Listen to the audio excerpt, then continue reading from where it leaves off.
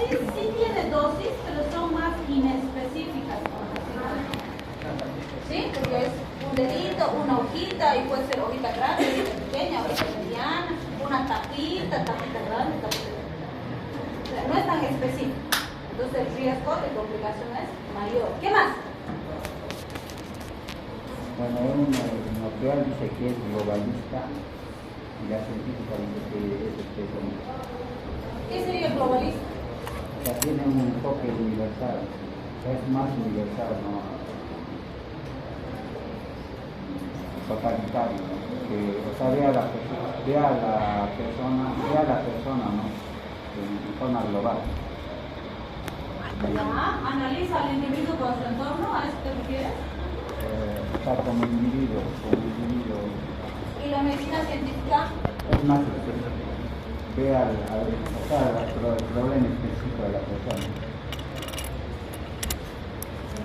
Ya, yo discreparía un poco, porque obviamente sí hay malos médicos que miran al paciente como si fuera un riñón, como si fuera un ojo, como si fuera una pierna, ¿no? Y dicen, la extremidad está bien, al corazón, no sé, que vea al cardiólogo. Y eso está mal. Que lo ejecutan mal, sí, pero la medicina dice que debe ser integral.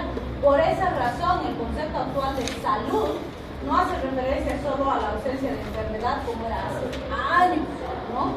Y dice, es un equilibrio biopsicosocial, porque considera que el individuo se desenvuelve en un entorno social y que le afecta el medio ambiente, las plantas, los alimentos, todo con lo que está relacionado. Entonces, el enfoque actual de la medicina es global, es integral, no es el individuo o su miembro enfermo o su hígado enfermo nada más. Y si algún profesional hace ese enfoque de verlo como un órgano, como una parte, lo está haciendo mal, porque la medicina hoy en día dice tiene que ser integral, porque el individuo es afectado por todo lo que le rodea. Y el enfoque actual de la medicina es así, también es globalista. ¿Sí? Ha cambiado. ¿Qué más? ¿Qué más han encontrado? ¿Qué más han buscado? El método científico. ¿Qué hace el método científico?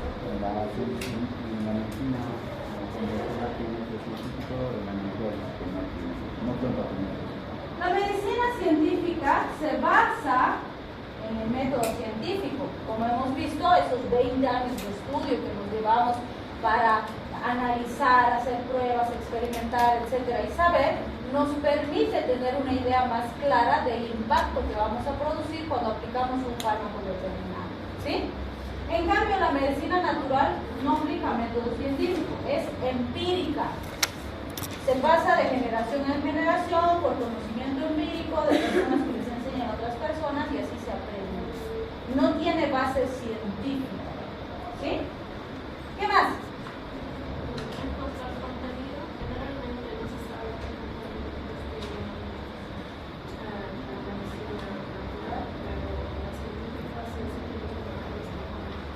Diríamos aquí hay principios activos y aquí no sabemos, o sea, de que hay, pero cuáles serán, no sabemos, ¿sí? Porque si no tuviera principios activos no produciría efecto. ¿Costos? ¿Cuestan igual? No. ¿Cuál es la diferencia? El precio. ¿Cuál cuesta más, cuál cuesta menos? El científico cuesta más y el natural cuesta menos. ¿Sí? ¿Cuánto? No sé, vos vas a la cancha y te compras 5 pesos, por ejemplo, de eucalipto y el otro... Pero eso no es medicina natural, eso es una planta.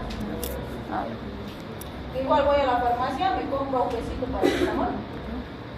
Eso no es medicina científica, es un fármaco.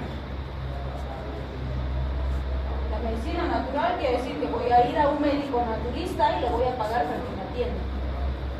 ¿Cuánto cuesta?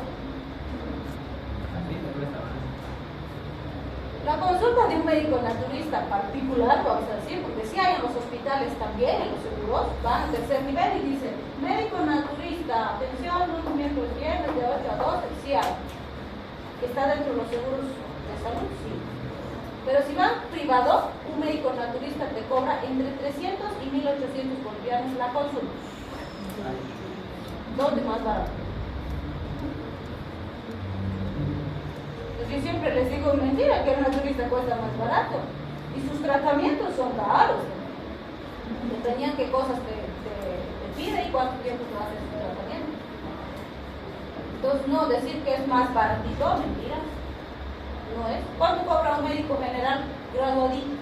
Recién graduadito, hasta gratis atiende, ¿no ve? Para ganar pacientitos. ¿Cierto? Sí, vayan por la cancha para competir con los del medio, cobran entre 30 y 50 pesos la consulta un médico general que se ha formado 7 años. ¿De dónde más barato el chamancito? Y al chamancito le han dado título. En nuestro país le han dado título sin ningún tipo de formación. ¿Verdad? Les he contado, ¿no? ¿Cómo los han titulado? ¿O no? Entró el partido de gobierno actual y dijo, ya anótense aquí en este papelito, hagan lista, les vamos a titular a todos los chamanes, a todos los yatiris. Se han anotado a Juancito Pérez, aquí está su título, gran chamán. Y esos son los que están trabajando en nuestros hospitales de tercer nivel. En nuestro medio, sí, y el Tesoro General de la Nación paga esos sitios. Nuestros impuestos pagan esos sitios. No digo que no haya buenos médicos naturistas, hay buenos, hay gente que sabe mucho, pero hay gente que no tiene idea de dónde está parada y está ganando. Doctora, y el hospital, si un hospital de tercer nivel estuviera trabajando en este tipo de personas, Claro, ¿cómo claro. el hospital puede garantizar No garantiza. pues si está trabajando en una instancia pública? No, porque si tú eres una institución pública, el Estado te dice, tú vas a contratar, está viniendo este médico, le das consultorio, ¡pum! El hospital no puede decir nada. El hospital dice, pero necesito 10 gastroenterólogos desde hace 10 años que estoy pidiendo y aquí está uno, listo. Aquí está 5 para mis médicos naturistas, les das consultorio.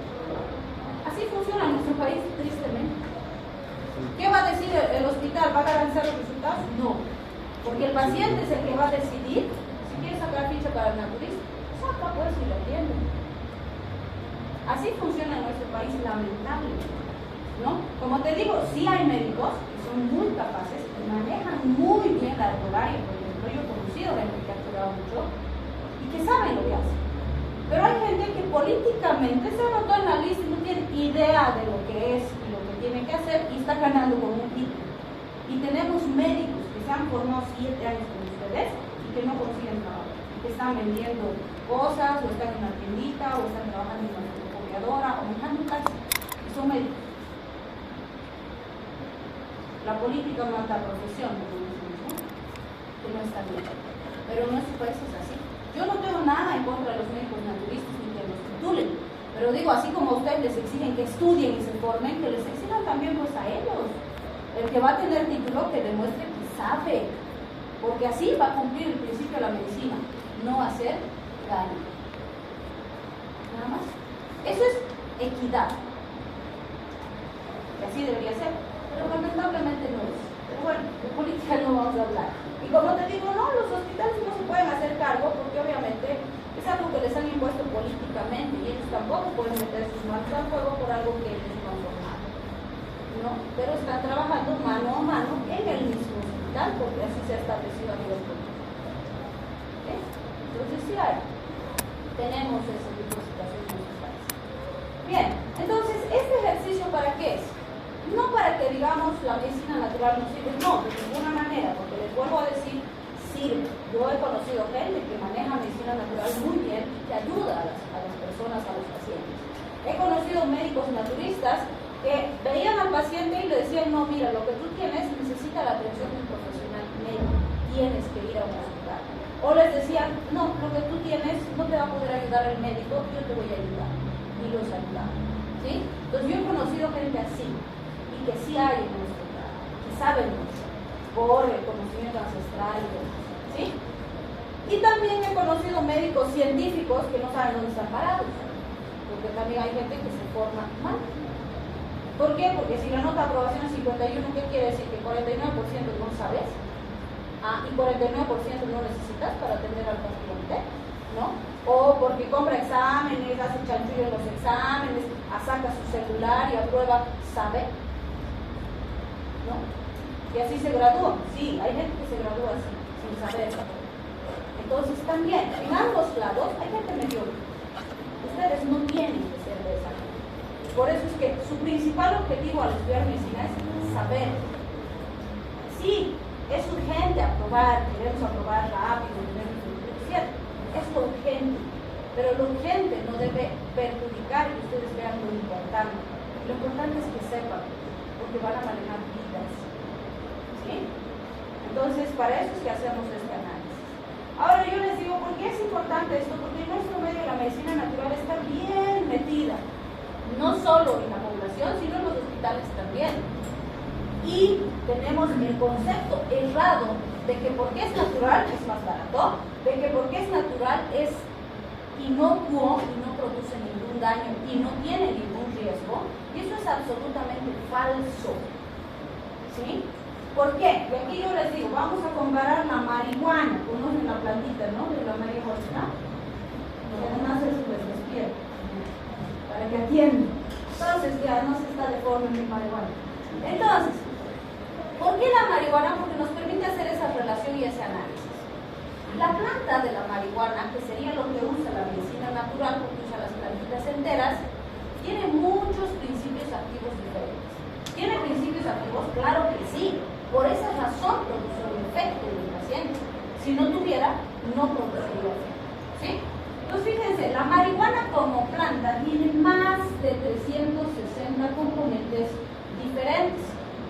De esos, aproximadamente 11 son cannabinoides, THC. ¿Sí? Estos cannabinoides son los que han determinado los efectos que queremos usar en la terapéutica de la marihuana, la disminución de la presión ocular, la potenciación del sistema inmune, la disminución del dolor y todos los otros elementos que se le atribuyen como terapéuticos, pero aquí también está la adicción, que es la razón por la que consideramos a la marihuana como droga. ¿Sí? Entonces, ¿qué ha hecho la medicina científica? Ha estudiado la planta para tratar de extraer el principio activo útil de la planta y ha extraído uno, que es el cannabidiol. ¿Sí? Que es uno de los cannabinoides. Entonces, fíjense la diferencia. La medicina natural usaría ese principio activo para tratar al paciente. La medicina científica. La medicina natural utilizaría estos 360 compuestos diferentes. ¿Sí? Entonces, ambas van a tener efectos, claro, porque en ambos hay principios activos. ¿Sí? ¿Cuál es más peligroso? La natural. Natural. La natural. Porque hay mucho más que no conozco. Y no es lógico decir, es que como no conozco, entonces no produce daño. Es absurdo. ¿Sí? Como no conozco, no sé cuánto daño produce. Pero no puedo decir que no produce daño, porque no sé. En cambio aquí, imagínense, nosotros con la medicina científica, habiendo trabajado tantos años en experimentación, estudios, pruebas, etcétera, conociendo un principio activo, sabiendo el impacto de ese principio activo en el paciente, no somos capaces de decir esto no produce daño porque es uno. No lo decimos porque sabemos bien que aunque sea uno, sí produce daño. Sí existe riesgo de daño. ¿Sí? Imposible pues que aquí digamos es inocuo, es natural, no produce daño, es una plantita. No es correcto. ¿Sí? Entonces la diferencia principal entre la medicina natural y la científica es que aquí el grado de incertidumbre y de desconocimiento es más grave. Que ambas producen efecto, que de ambas se puede beneficiar el paciente, claro que sí. Les pongo el caso, aplicación real. Hay un caso famoso de un pacientito pediátrico que convulsionaba 60 veces por día. ¿Sí? Sus papás han probado todo lo que la medicina científica les quería ofrecer. Fármacos, asociación de anticonvulsivantes, distintos médicos, han viajado a distintos países, han hecho todo lo que han podido para ayudar a su niño. ¿Sí?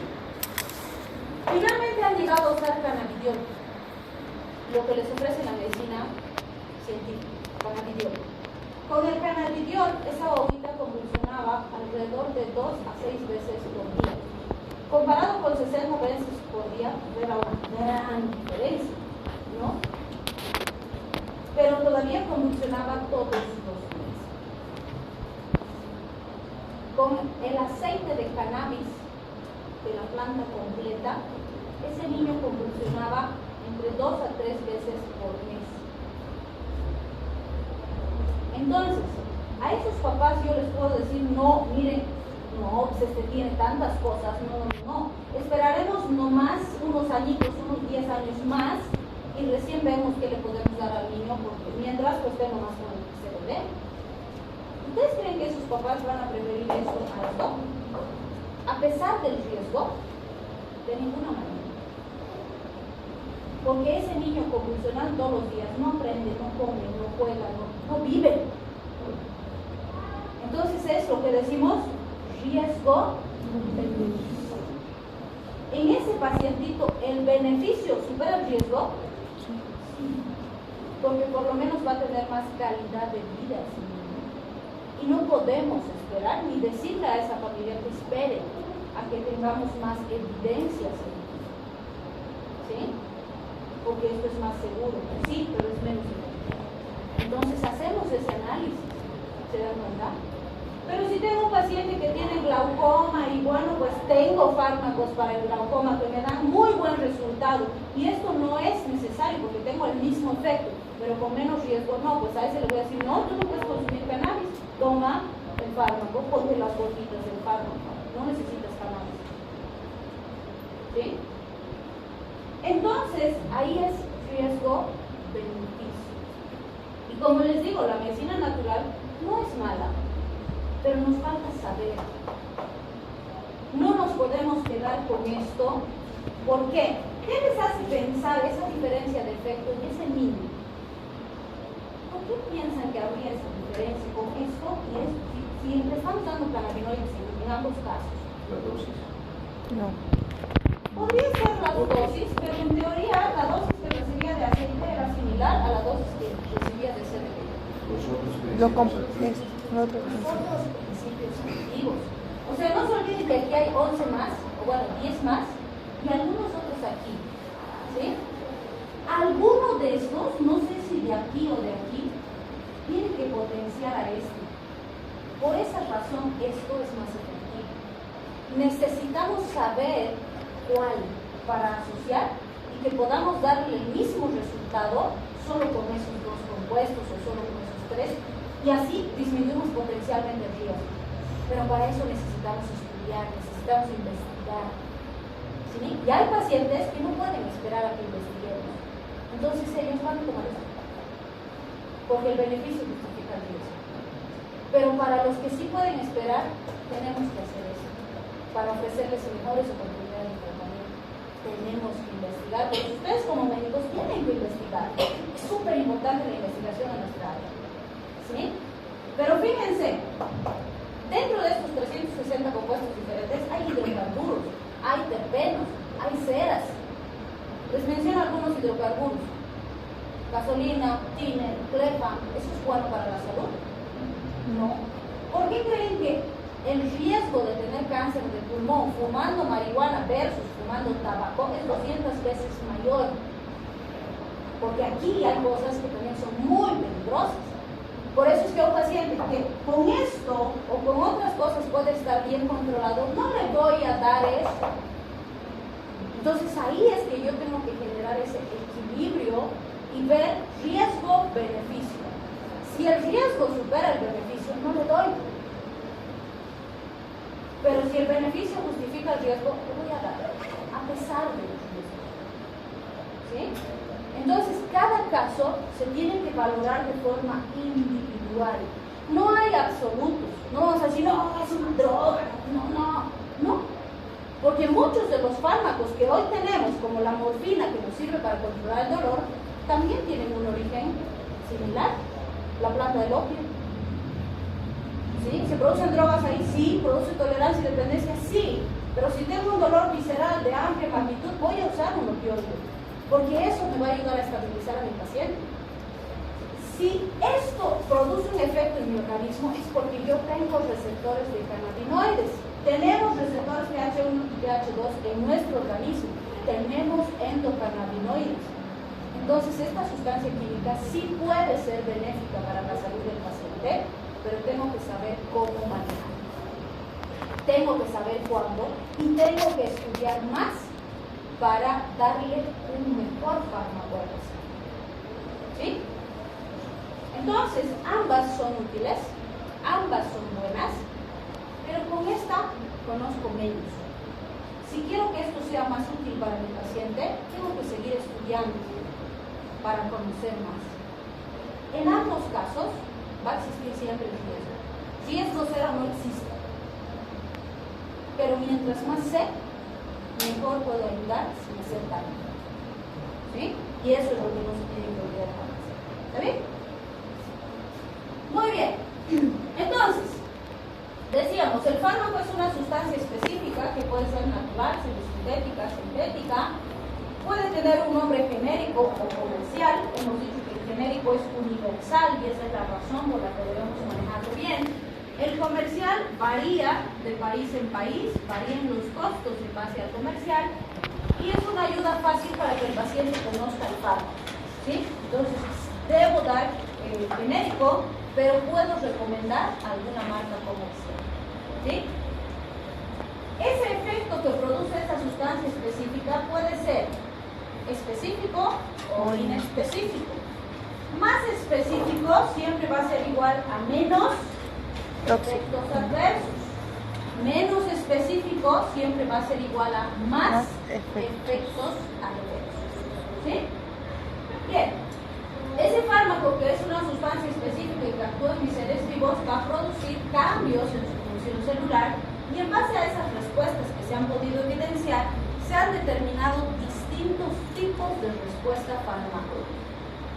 Estas y estas las vamos a ver juntas, esta y esta. La respuesta farmacológica experimental y la tóxica son las que se han descrito en los estudios de investigación, donde se ha visto, esta es la dosis que me produce un efecto, y ahí se ha sacado la respuesta experimental. Se ha visto con esta dosis mínima tengo este efecto, con esta máxima tengo este efecto. ¿Sí? La dosis tóxica, y después tenemos la dosis letal, que la vamos a recordar más adelante también, se ha establecido a través de conseguir intoxicar al individuo de estudio. Vale decir, para obtener la dosis tóxica, literalmente yo tengo que intoxicar al paciente con el que estoy probando el fármaco. ¿Eso será ético? No. De ninguna manera. Las instituciones que norman y regulan la ética jamás van a permitir que intoxiquemos al paciente para ver cuándo se intoxica. Mucho menos que probemos dosis letales. Porque literalmente la dosis letal es la que mata al individuo de experimentación. Y para conocerla tengo que matarla. ¿Sí? Entonces estas dosis solamente se prueban en animales. No es ético tampoco de ninguna manera, porque siempre les digo, siguen siendo seres vivos. ¿Sí? Y literalmente para establecer la dosis tóxica y la dosis letal, matan a los animalitos y los intoxican. Entonces, en muchos países se está luchando para que esto no se haga. Sin embargo, gracias a esos animalitos, tenemos dosis de referencias. No son exactas en los humanos, pero yo digo, esta dosis es peligrosa para un ser vivo y no me debo pasar de eso. Gracias a esos animalitos. ¿Sí? Entonces, hay países en los que han avanzado bastante.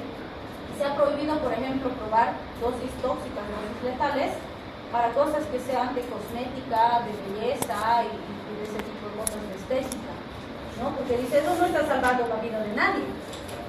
Entonces no se justifica que sufran seres vivos porque alguien quiere ser más bello, o quiere tener arrugas, o no quiere tener manchas, etc. Entonces han dejado de experimentar, o está prohibido experimentar en humanos cuando son cosas de estética. Pero para todo lo que implica salud y salvar vidas, todavía se hace porque se están salvando vidas. ¿Sí? Pero bueno, se está luchando para que no se haga. Yo siempre digo, ahí deberían pues mandar a los asesinos, violadores y demás que sirvan de algo, ¿no? Pero los derechos humanos no se deben. Pero en fin, así se maneja. Bien, cuando hablamos de la respuesta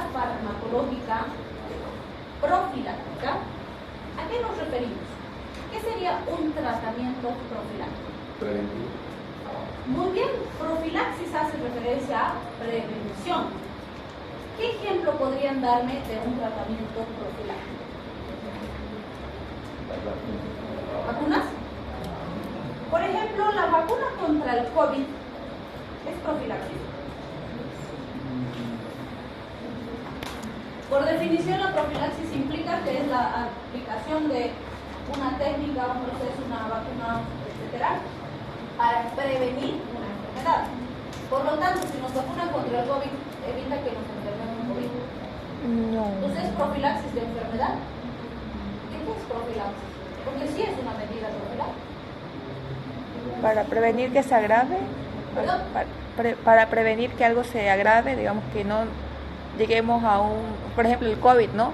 Que lleguemos a morir como pasaron algunos. Entonces, para que nos dé, pero no tan grave, algo leve. Ya, en el caso de la vacuna contra el COVID, es profilaxis de las formas graves de la enfermedad. ¿Sí? ¿Qué quiere decir?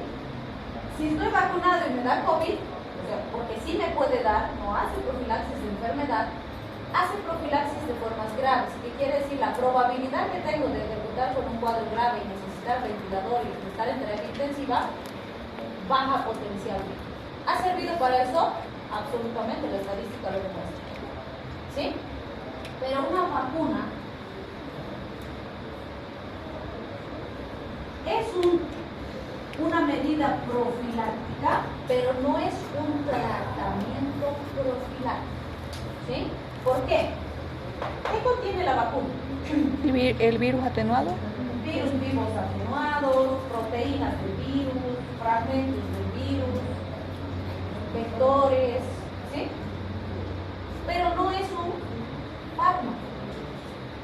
Son compuestos microbiológicos, ¿sí? Entonces las vacunas son medidas profilácticas, pero no es tratamiento profiláctico. Porque para hacer tratamiento profiláctico tiene que ser fármaco. ¿Sí? Por ejemplo, lavarse las manos con agua y jabón es una medida profiláctica, porque previene infección. Pero no es tratamiento profiláctico porque el agua y jabón no es un fármaco. ¿Sí? Entonces, ¿qué sería un tratamiento profiláctico? ¿En qué saben que se usan fármacos para evitar una enfermedad específica?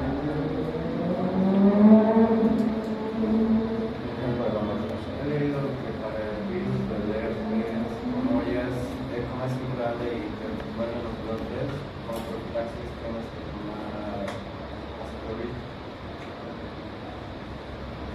Si tienes herpes y tomas aciclovir, ¿no te va a dar herpes?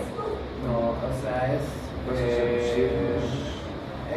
sirve como tratamiento profiláctico. O sea, si ya tienes herpes es incurable, van a volver los brotes. Ya estás enfermo. Ya estás enfermo. Entonces no es correcto Pero si decir que estás- haces profilaxis del herpes. Pero ¿Qué es- haces profilaxis? Eso le digo, ¿no? O sea, que cuando estás inmunodeprimido es más probable que te vuelvan los brotes, así que lo ideal sería que tomes aciclovir. Bueno, en un paciente inmunocomprometido, esa erupción herpética que es habitual en cualquier otra persona y que va a durar un par de días y luego va a desaparecer, puede ser letal. Entonces, ¿de qué haces profilaxis? De las complicaciones de la enfermedad, de los brotes agudos de la enfermedad. Pero no haces profilaxis del herpes, porque el herpes ya tiene el paciente. El paciente ya está enfermo. Y por más aciclovir que le des, no vas a evitar que se enferme, porque ya está enfermo. ¿Qué vas a evitar? Que aparezcan los brotes agudos, que aparezcan los síntomas y el paciente se complique por esos síntomas.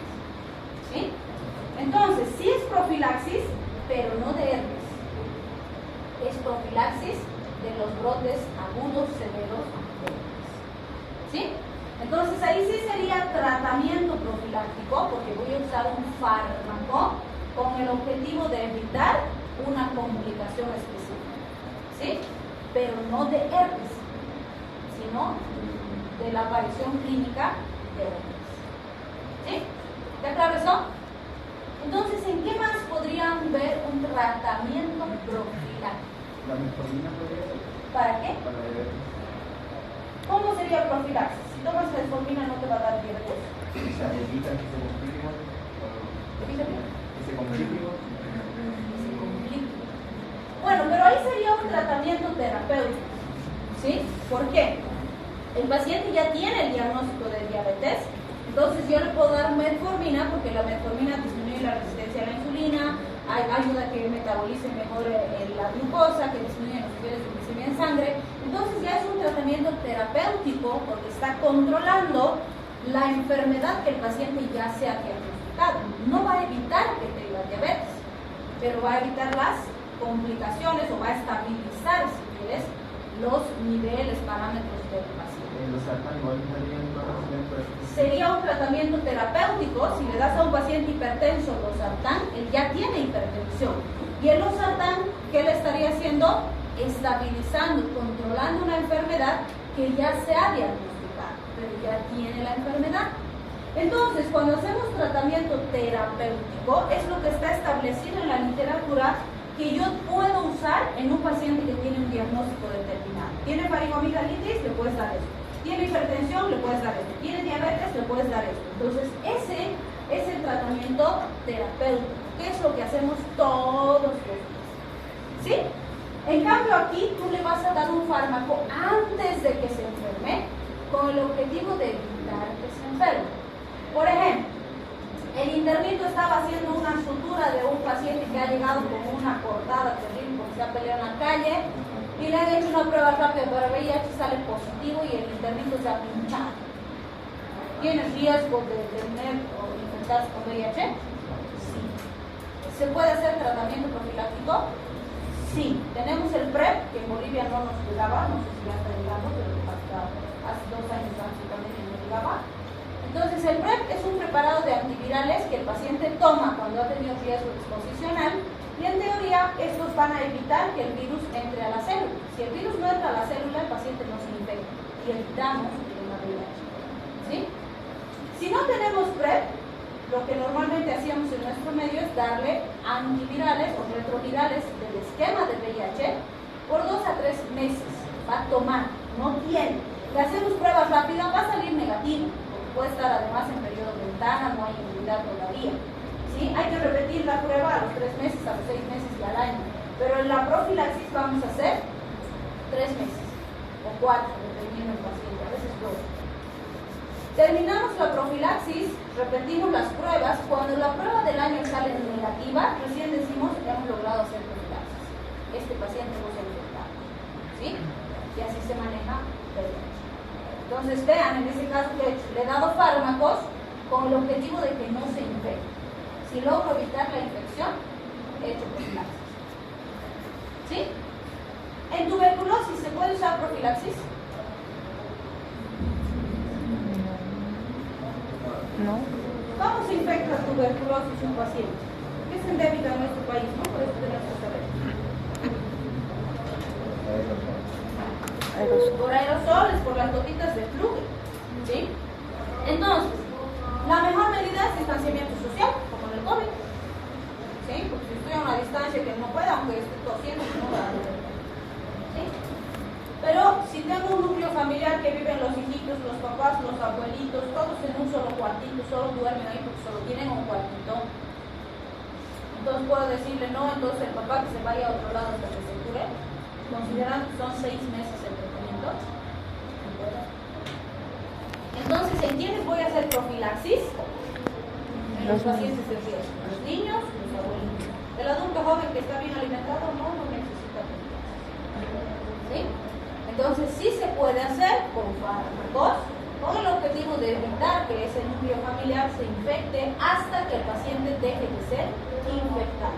Obviamente sí, va a usar barbijo, se va a lavar bien, vamos a separar los vómitos, etc., con el objetivo de prevenir. Pero puedo usar tratamiento profiláctico usando fármacos. ¿Sí? ¿Está claro? En una persona también podría ser un tratamiento profiláctico. ¿En qué caso? Para evitar daños gástricos, úlceras, problemas de estómago. ¿En qué caso? Por ejemplo, la gastritis. Por ejemplo, si tú llegas y me dices, no, tengo reflujo, esta hinchazón en el estomaguito, como un poco siento que me lleno mucho, etc., y te doy omeprazol, es tratamiento terapéutico. No es profiláctico, porque ya tienes el problema. ¿Sí? ¿En qué caso sería profiláctico? Antes normalmente por eso utiliza como una especie de protector gástrico para tomar. Muy bien. Has venido, te has lesionado la rodilla, tienes un esguince y te voy a dar piroxicam, ¿sí? Como analgésico porque está hinchado, te duele, etcétera. Y ese fármaco lesiona la mucosa gástrica. No tienes gastritis. Entonces te voy a decir, ok, vas a tomar el piroxicam para tu lesión, pero vas a tomar un omeprazolcito en ayunas para proteger la mucosa gástrica y evitar algún daño. Entonces ahí sí es tratamiento profiláctico, porque no tienes un problema y yo me estoy anticipando porque estoy dándote un factor de riesgo que es el olfato. ¿Sí? En ese caso sí, está perfecto como profiláctico. ¿Está claro? ¿Sí? ¿No se van a confundir? Ok. ¿Cuándo sería un tratamiento diagnóstico?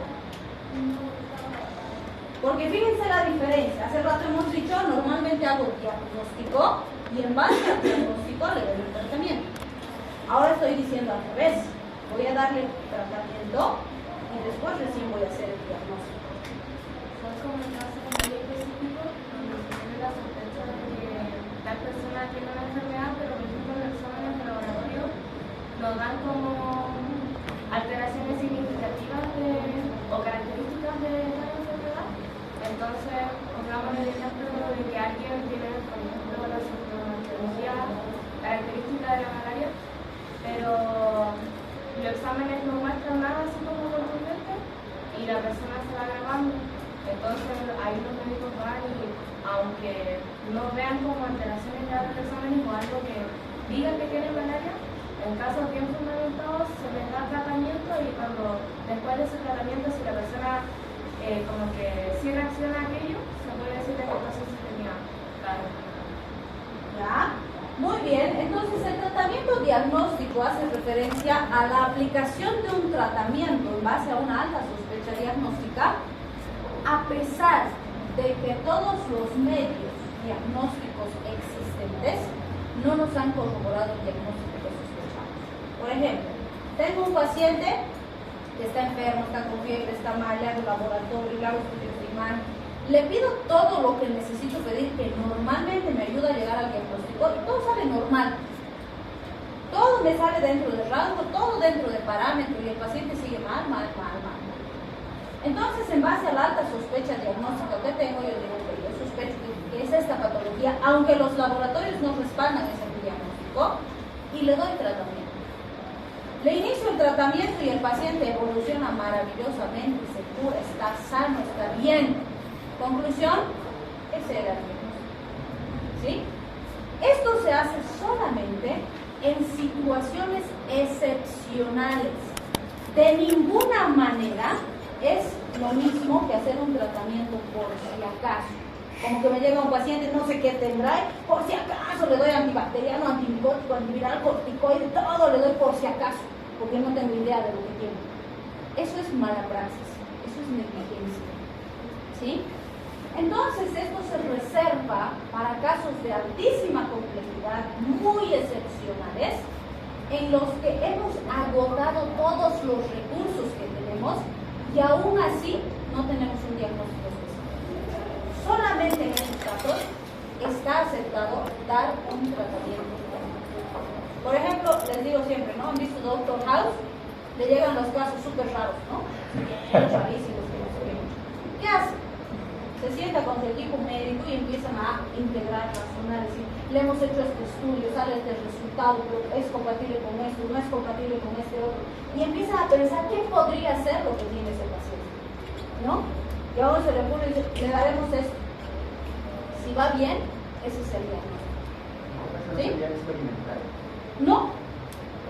No es experimental, porque para ser experimental tienes que tener un protocolo y tienes que tener el aval y la autorización de las instancias que lo ameritan, porque si no, está siendo un criminal, porque no puedes experimentar con la gente. ¿Sí? No sé qué le voy a dar, más a lo que yo creo que le doy a mi hijo. Claro, para eso tienes que tener un buen fundamento. ¿Por qué? Porque si va mal el paciente, te pueden procesar y tú tienes que demostrar en base a qué fundamento has tomado esa decisión. ¿sí? Y por eso es que si se dan cuenta en Dr. House lo hacen con un equipo médico y aún así existe un alto riesgo, ¿no? Porque si se complica el paciente tienen que responder por qué. En caso de la indometacina, sirve para la migraña, para cística. Pues eso también me parece, yo escuché que también sería para diagnóstico, porque cuando lo curas, en la primera etapa, ya es decir, que ya tiene esa enfermedad, o sea, es en ese caso que no tiene laboratorio. Sí puede ser, o sea, en alguna situación particular donde está escrito como tratamiento o descrito como tratamiento diagnóstico, ¿por qué? Pero para que tú sospeches y decidas darle la indometacina a ese paciente, lo has revisado, le has hecho una anamnesis, con seguridad para sospechar de una migraña paroxística, le has hecho por lo menos una tomografía a ese paciente, ¿no? Porque los neurólogos dicen eso, cefalea sin tomografía no puede ir. Si es una cefalea persistente, ni siquiera solo como migraña, sino como cefalea persistente, tiene que tener una tomografía, ¿sí? Porque si no estás haciendo las adivinancias.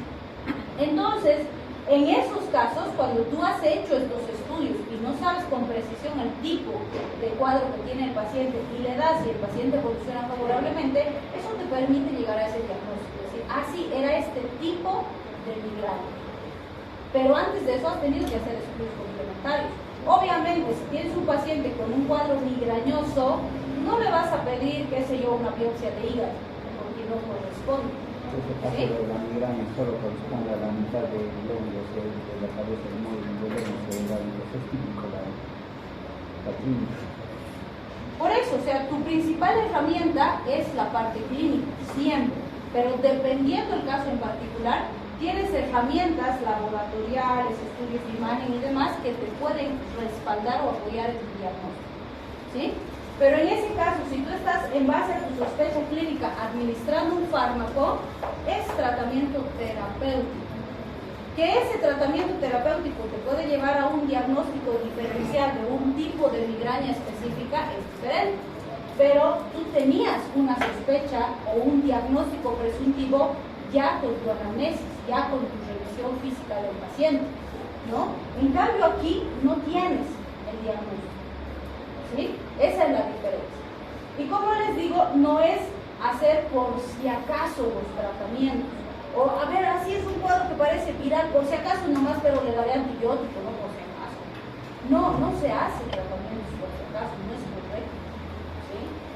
Doctora, entonces, simplemente, la respuesta farmacológica sería, bueno, existen diferentes enfermedades diferenciales, las cuales no podemos diagnosticar desde cuáles. Entonces administramos un medicamento, un fármaco, y tiene una respuesta, entonces es la que nos ayuda a determinar el tipo de diagnóstico de enfermedad. Exacto, el tratamiento va a corroborar la sospecha diagnóstica que tú tenías, ¿sí? Entonces, no es la norma, esto es lo que normalmente no hacemos, ¿sí? Es para casos, como les digo, muy excepcionales. Lo habitual es eso. Primero diagnóstico, y en base al diagnóstico hago el tratamiento específico, ¿sí? Muy bien. Todo esto es para hacer esta definición que es súper importante. La que digo, un fármaco es cualquier sustancia química que produce cambios biológicos. Esa es la definición de fármaco, ¿sí?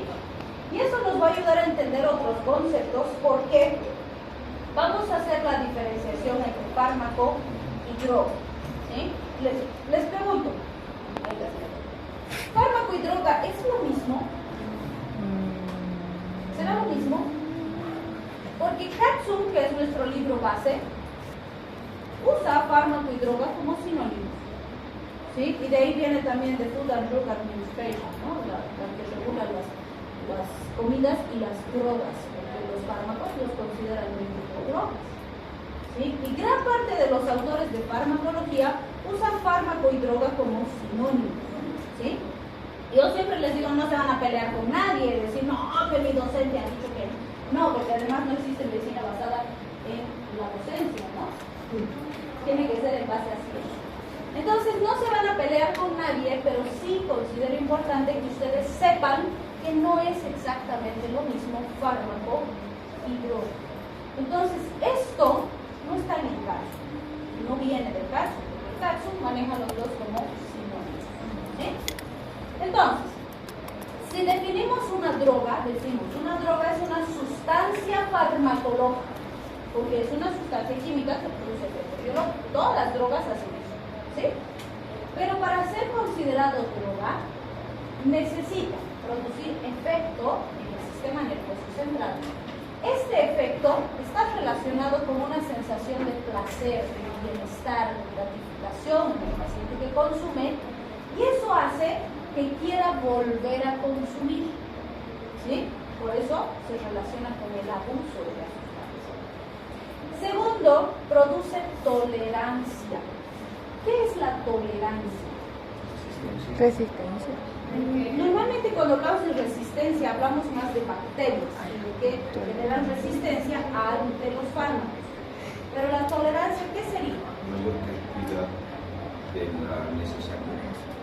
Digamos, hoy necesitas 2 y mañana ya requieres 4 para producir el mismo efecto. Muy bien. ¿Querías decir algo?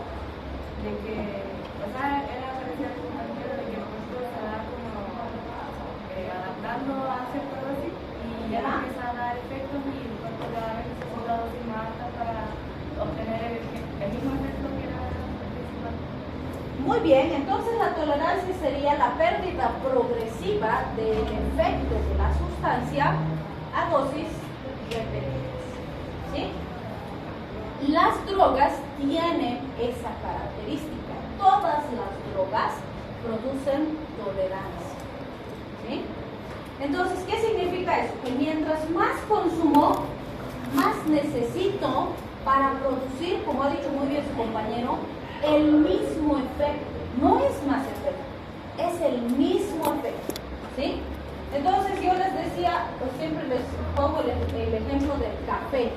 Si son cafeteros y han empezado a tomar cafecito cuando han empezado a estudiar, me tomaba mi tacita de cafecito cargadita y estudiaba toda la noche, ¿no? Bien despierto.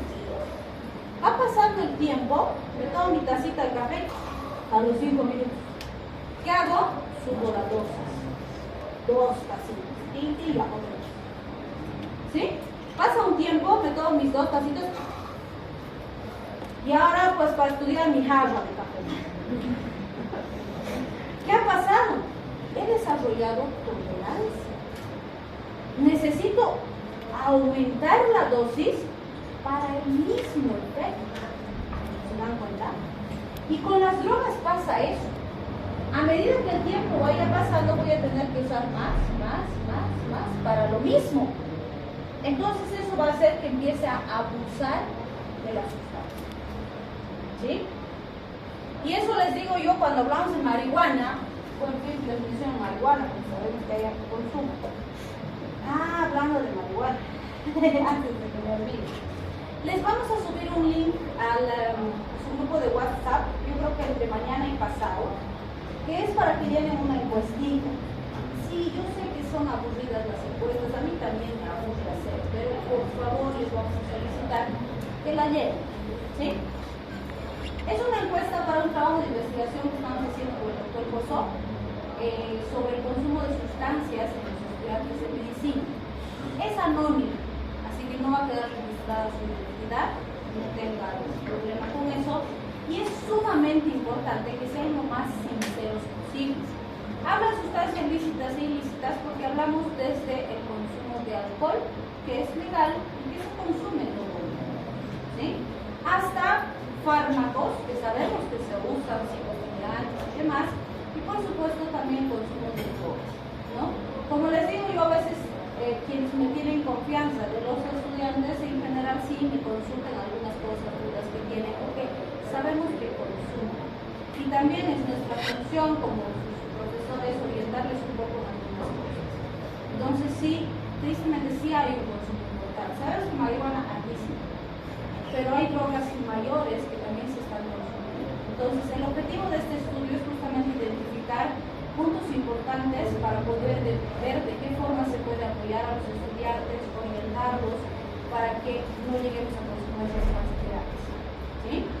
Porque yo siempre les digo Marihuana, evidentemente, es una de las drogas que se consideran menos dañinas dentro de lo que es el consumo habitual de drogas. Porque es cierto, no produce grandes consecuencias en el organismo del paciente, ¿sí? Pero yo les digo, la estadística nos muestra que más del 90% de los pacientes adictos hoy que consumen drogas mayores han empezado con marihuana, ¿sí? Entonces, el riesgo con marihuana no es la marihuana como tal, porque yo siempre les digo a mis pacientitos también, marihuana dejas, marihuana puedes dejar, no es tan grave, ¿sí? Pero el problema es que marihuana, por esto, te abre la puerta a drogas mayores. ¿Por qué? Tú consumes más, y va a ir apareciendo tolerancia, y vas a llegar a un punto en el que vas a consumir dosis muy grandes y no vas a conseguir el efecto que estás buscando. ¿Y eso qué va a hacer? Que tengas la curiosidad, y si pruebo esto, y si consumo este otrito una vesecita nomás, ¿sí? Entonces marihuana es puerta de entrada para drogas mayores. Y ese es el principal riesgo con marihuana, ¿sí? Y las drogas mayores, esas sí no se dejan fácil. Entonces sí, conocemos también pacientitos que tristemente no hemos logrado sacarlos y que han acabado, muchachos y muchachas brillantes con todo un futuro por delante, que han acabado en las calles, ya ven los carros en los semáforos, ¿no? Limpiando vidrios, peleándose con los peleros, ¿sí? Con familia bien acomodada y demás, pero no hay cómo. Porque han empezado a robar a sus papás, a robar las cosas de su casa, a vender para comprarse droga, vender su cuerpo, hombres y mujeres, vender su cuerpo para que les den droga. Entonces es terrible como queda la droga, ¿no? Gente que tiene mucho problema. Entonces sí, el consumo de drogas es un problema importante, porque afecta de formas, por eso es que no es en el mundo. Entonces, esta tolerancia es diabólica y siempre está en las drogas, ¿sí? Siempre está presente. Y va de la mano con la dependencia. Entonces, la dependencia hace referencia a la pérdida de la capacidad del individuo de decidir si consume o no. Y hay tolerancia física, hay tolerancia psicológica y hay drogas que producen los dos tipos de tolerancia, y esas son las más difíciles, ¿sí? Y aunque no crean, una de las drogas de abuso que mayor incidencia tiene, que más problemas nos produce y que es súper difícil de dejar, es el alcohol. Es el alcohol. Y está en todo el mundo. Doctora, la coca hoy en día. En nuestro medio, la coca es muy solo que el problema con coca que tenemos como estudios es que saltan pues nuestros amigos Coca-Coleros. porque no solo se usa para cuñicu, ¿no? Solo para cuñicu, mentira, sabemos que no es cierto. Pero evidentemente el cuñicu también está bien arraigado y sí se genera dependencia. Sí se genera, ya se ha demostrado. Tenemos una pacientita que les quería pegar a las enfermeras si no le daban su coca, porque estaba acostumbrada a mascar todos los días. Y de verdad, como estaba hospitalizada por otra cosa, no le dejaban mascar coca en el hospital porque escupía gris y todo, ya no le daban pues. Y la viejita se ponía loquita, pero les quería pegar a las enfermeras, empezaba a temblar, hacía caer las cosas, se ponía agresiva la viejita, ¿no? Entonces sí, está demostrado que la comunicar también, porque obviamente, ¿por qué te produce esa disminución del sueño, disminución del hambre? Porque tiene pues principio activo, tiene alcaloide, ¿sí? ¿Será pequeña la cantidad? Sí, pero poquito, y todos los días, claro que sí va a generar adicción, ¿sí? Entonces sí, con la coca es un problema grave que tenemos, pero con visitas manejan coca porque saltan ese rato con el defensor, ¿no? Entonces es complejo un poco, pero sí, es real.